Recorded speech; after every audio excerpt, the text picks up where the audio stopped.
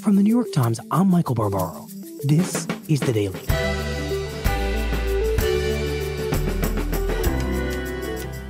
Today, 20 years ago, President Clinton survived impeachment by convincing the country he was the victim of a witch hunt. What President Trump has learned from that strategy.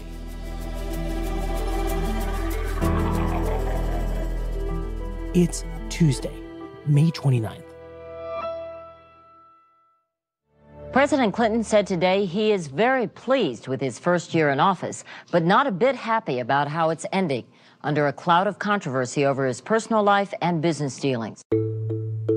In 1994, questions were raised about a land deal that President Clinton and First Lady Hillary Rodham Clinton had been involved with back when he was governor of Arkansas. Peter Baker is chief White House correspondent for The Times. A land deal known as the Whitewater deal. The tangled relationship between an Arkansas land deal, a savings and loan, and Hillary Rodham Clinton's former law firm is again under scrutiny today. That led to the appointment of an independent counsel, Ken Starr.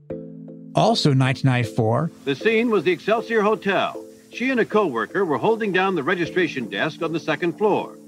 But she says that afternoon, about 2:30, Mr. Clinton's bodyguard, State Trooper Danny Ferguson, spoke to her. A former Arkansas state employee named Paula Jones filed a lawsuit against President Clinton alleging sexual harassment. And he told me that he used the word Bill, would like to meet with you up in this room number. And my response was, well, why does he want to see me? And Mr. Ferguson said, it's okay, we do this all the time. President Clinton was accused of having requested oral sex from her in a hotel room, dropping his pants. I was just shocked. I jumped up and I said, no, I'm not this kind of girl. I'm not that kind of girl. And he said, well, I don't want to make you do something you don't want to do. And she was trying to prove that this was part of a pattern. And her lawyers were allowed by a court to ask President Clinton about encounters with other women in possibly similar circumstances. One of these women was Monica Lewinsky. We're told by sources that she would frequently come into the West Wing of the White House, where the Oval Office is, late at night, even as late as midnight. Now, at issue is whether the intern had a sexual relationship with the president, something the Jones team wants to prove as part of its sexual harassment case. What was not clear in 1994 was how these two events would eventually intersect.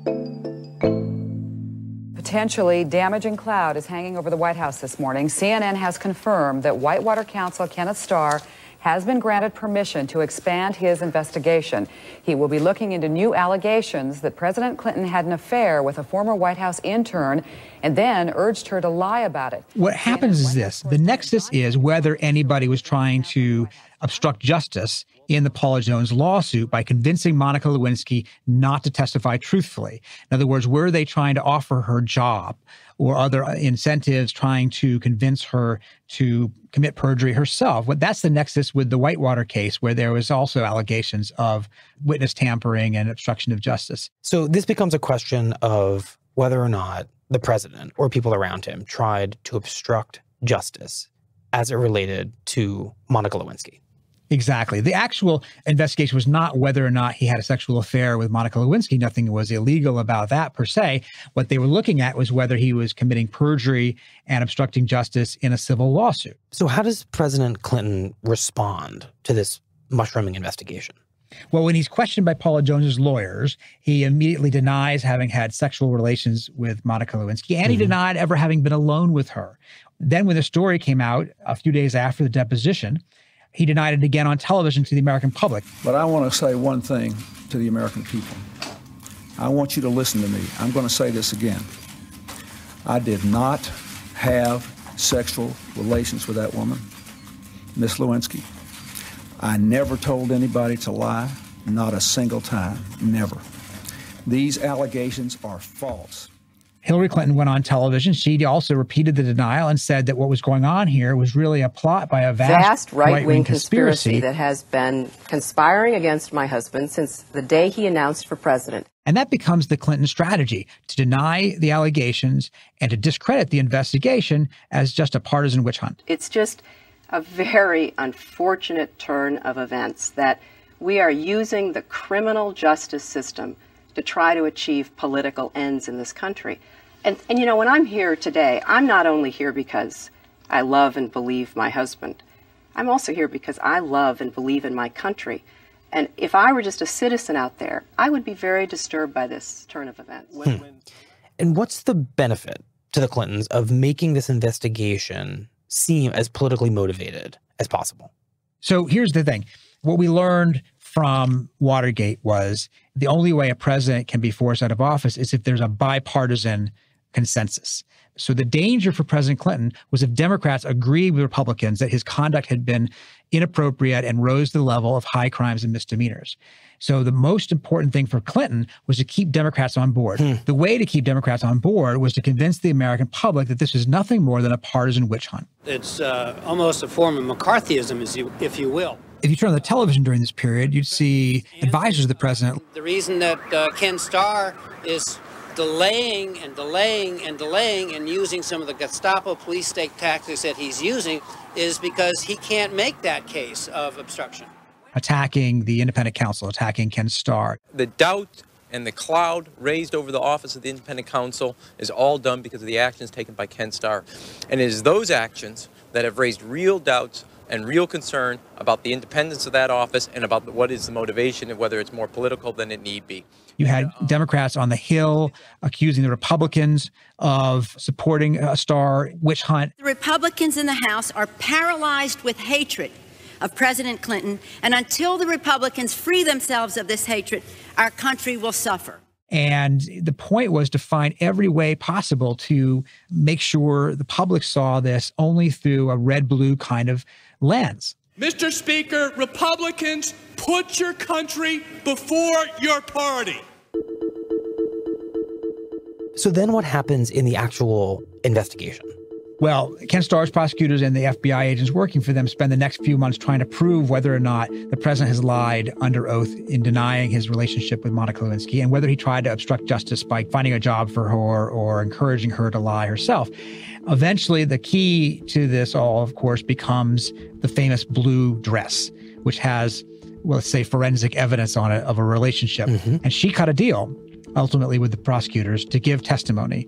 At that point, the independent counsel was ready to try to interview President Clinton. So on August 17th, 1998, President Clinton goes to the map room of the White House to meet Ken Starr for 4 hours of grand jury testimony that would be beamed back to the courthouse through closed circuit television. Wow. And the president starts off by saying, I had this statement to read in which he makes sort of an admission that he had not been fully forthcoming about his relationship with Monica Lewinsky. Indeed, he said he did have a relationship with her, an intimate relationship with her that was not appropriate. But he argued that he did not actually lie under oath because he had a different definition of sexual relations than other people might have had regarding what they had actually done. Now, none of this was shown live, so the president, coming out of this grand jury testimony, had to decide what he was going to tell the American people. And he gave a speech that night. It lasted 4 minutes on television. Good evening. This afternoon in this room, from this chair, I testified before the Office of Independent Counsel and the grand jury.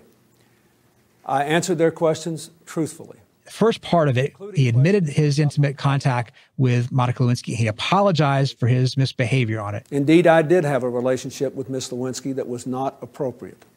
In fact, it was wrong. It constituted a critical lapse in judgment and a personal failure on my part for which I am solely and completely responsible. But then he spent the last 2 minutes attacking Ken Starr, saying this was an inappropriate intrusion in his private life. It was destroying people's lives and it had to stop. It is time to stop the pursuit of personal destruction and the prying into private lives and get on with our national life. Our country has been distracted by this matter for too long, and I take my responsibility for my part in all of this.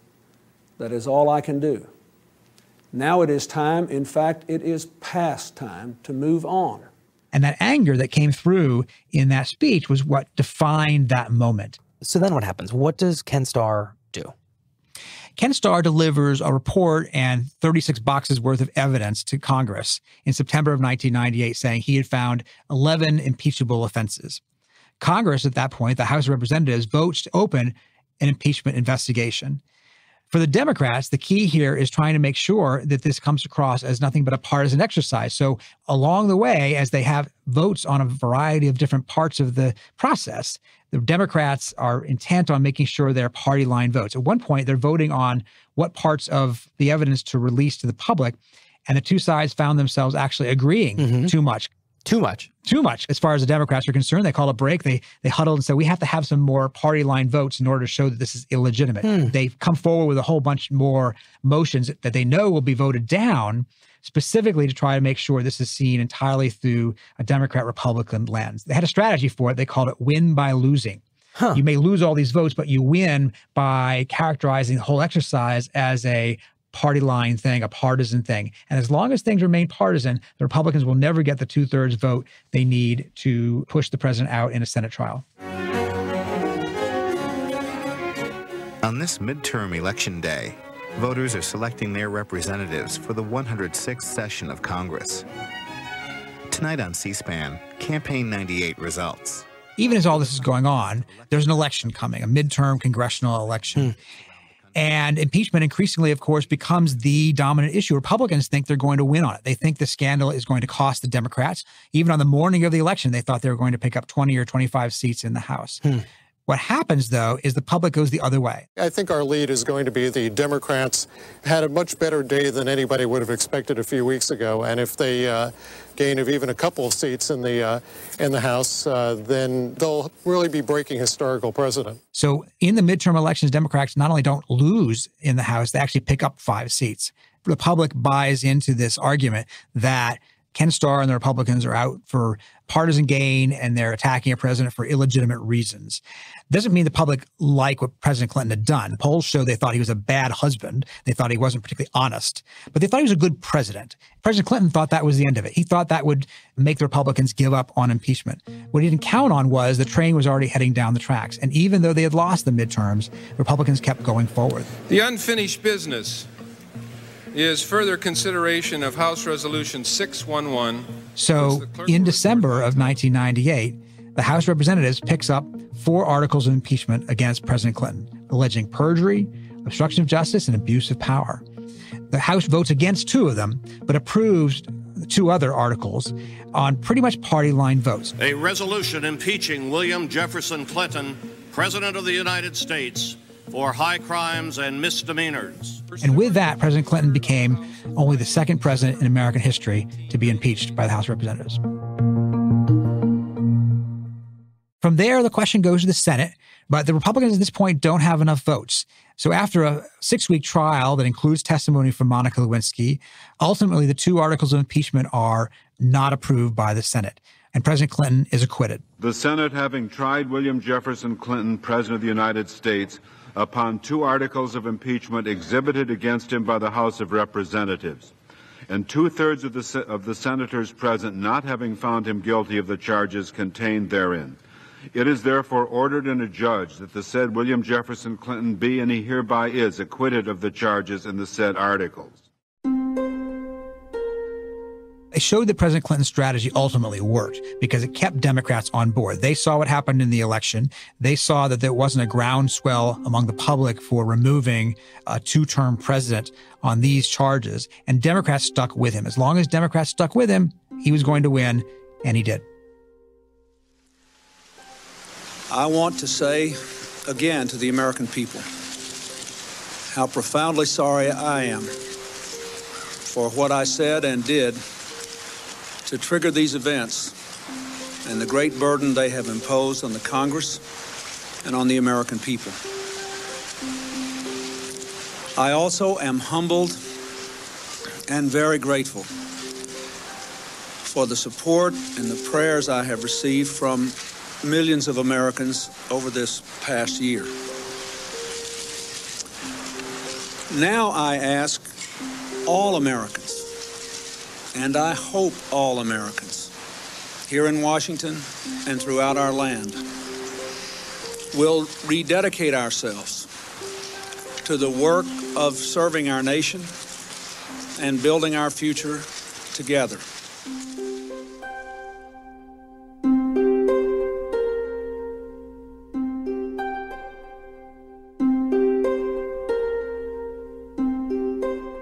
be right back.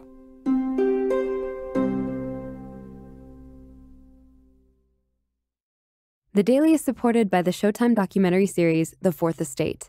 The Fourth Estate is an intense 4-part series from behind the scenes of the New York Times during the first year of the Trump administration. With incredible access, this series follows the editors, journalists, and reporters who fight every day for the freedom of the press in their tireless pursuit of the truth. The Fourth Estate, streaming now, only on Showtime. Listeners go to Showtime.com and enter code DAILY to receive a 30-day free trial. Offer expires June 24th. Peter, it's interesting that in 1998, impeachment happened in the midst of a major midterm election. And now here we are, 20 years later, with a midterm election looming and a special counsel investigation of the president of the United States. The parallels here seem pretty striking. Yeah, it's interesting. I mean, obviously the issues are different, the characters are different, but for those of us who were covering this in 1998, it's hard not to hear some of the echoes of what we went through then. It's a disgraceful situation. It's a total witch hunt. I've been saying it for a long time. The entire thing has been a witch hunt, and there is no collusion between certainly myself and my campaign. A president who is trying to focus the attention on the conduct of the investigators, trying to say this is a partisan witch hunt. The message now everyone knows it's a fix, okay? It's a witch hunt, and they know that, and I've been able to message it. Trump's newest lawyer, Rudy Giuliani, now also in the tent to amplify the narrative. The president is completely innocent, and he is absolutely right. And if you want to get insulted, you get insulted, but it's a damn witch hunt. I have this witch hunt constantly going on for over 12 months now. The issue is not what I did as the president. The issue is what they're doing in pursuing me. Trump tweeted, "Why does the Mueller team have 13 hardened Democrats, some big crooked Hillary supporters, and 0 Republicans?" Once again, you see allies in Congress coming to the aid of the president, echoing his message that the prosecution is illegitimate. You know, when we go back and look at it, it was based on basically gossip. It did not come through normal channels. So this all is a very shameful chapter in the history of the FBI. It very much, whether he intends it or not, is mimicking some of the strategy that President Clinton and his supporters used 20 years ago. The difference is, of course, that President Trump has a Republican House on his side, in other words, controlled by his own party. President Clinton had the opposition party in control of the House in 1998. So that gives President Trump an additional advantage. And how is the special counsel investigation of President Trump playing into the upcoming midterms? And is it similar to how it played out back in 1998? It is similar in some ways. With the midterms coming up, there are new questions swirling around what Bob Mueller will do about any new charges or a potential public report as the election day approaches. You already see members in both parties bringing up impeachment as a major issue for the fall election. Republicans are warning their base. Look, they're coming after our president. You need to vote for more Republicans to defend him. Mueller, Pelosi, Donnelly. They're using fake news to destroy our president. Who's tough enough to stop the witch hunt? Democrats are saying if you want to hold this president accountable, you have to give us more seats because we need to have control of the House of Representatives. I will not be silent. I will not be silenced. I will speak up and speak out, and there will be articles of impeachment brought before the House of Representatives. So both sides of Congress right now, Democrat and Republican, very much have the idea of impeachment on their mind. And I wonder what lessons you think members of Congress have learned from the experience of the Clinton impeachment. Well, the lesson for the Democrats, or for anybody, in fact, talking about impeachment is that it won't work unless it's bipartisan, that the country has to have something of a consensus. Otherwise, it just becomes yet another party fight. And what Nancy Pelosi understands at this point is that there are not Republicans who are willing to go along with this. And so it's the dangerous thing to put the Democratic Party, in her view, on the path toward another party line kind of impeachment. Impeachment is, to me, divisive. If the facts are there, then this would have to be bipartisan to go forward. But if it is viewed as partisan, it will divide the country, and I just don't think that that's what we should do. Unless evidence develops, unless Robert Mueller comes back with something so powerful that it shakes Republicans, that might change the dynamic. But where things are today, Democrats are looking at the experience of 20 years ago and worried about repeating what happened to the Republicans. From everything you're saying, Peter, it sounds like the Democrats' strategy during the Clinton era is, in a sense, coming back to haunt them today. This model of demonize the special counsel, make this seem as partisan as possible. It was effective then, and now it seems like it could be just as effective on the other side. Yeah, there's sort of a role reversal going on here. The Democrats now are on the other side, and they see how effective it is when a president and his supporters try to go after the investigators to make the conduct of the pursuers the issue rather than his own conduct. But what might change things and what we should be watching for is what will happen in the fall. If the Republicans do lose control of the House, does that change the political atmosphere in which a possible impeachment might be considered? If Republicans look at President Trump and think he is bringing us all down, that might change the way they evaluate the politics of a possible impeachment effort. So you're saying that the midterms could mean a majority for Democrats, and perhaps just as crucially, it could change how Republicans feel about the president. They may read a Democratic victory as a sign that the country is losing its faith in the president, and they might potentially be more open-minded about working with Democrats on something like impeachment? That's right, exactly. For an impeachment to succeed, it's not just that Democrats have to win in the fall, it's that they have to change Republican minds, because otherwise they're just heading down the same path that the Republicans headed down in 1998. So to win a majority in the House for Democrats would also have to be accompanied by a sense on the part of Republicans that President Trump is now a liability and that they lose more by sticking with him than the other way around. It strikes me how much both the Clinton and the Trump investigations and how they have played out in Congress is really about politics and perceptions and shaping opinion, not about the actual facts of the investigation. Yeah, no, that's true. Look, impeachment has the veneer of a legal process because we use the phrase high crimes and misdemeanors in the Constitution, but it is inherently a political process. It is a political decision by an elected body, the House of Representatives, whether to impeach an elected president. So the facts do matter because the facts will shape perception. But ultimately, if there's not a political will for impeachment, that is an important thing. You wouldn't see that in a court of law, right? If a defendant is on trial, the facts are going to govern a lot more than they will in an impeachment process. But, you know, here we are more than 200 years later, we're still trying to even define what high crimes and misdemeanors mean. And Gerald Ford most memorably put it that high crimes and misdemeanors means whatever a majority of the House of Representatives says it means. And of course, a majority of the House of Representatives will decide that based on what they think the country wants. And so that's why elections matter. And that's why this is a democratic process that depends on what voters think.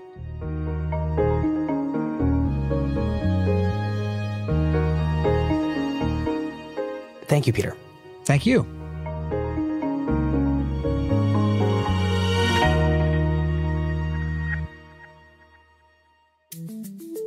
Here's what else you need to know today. Mr. President, is the summit still on?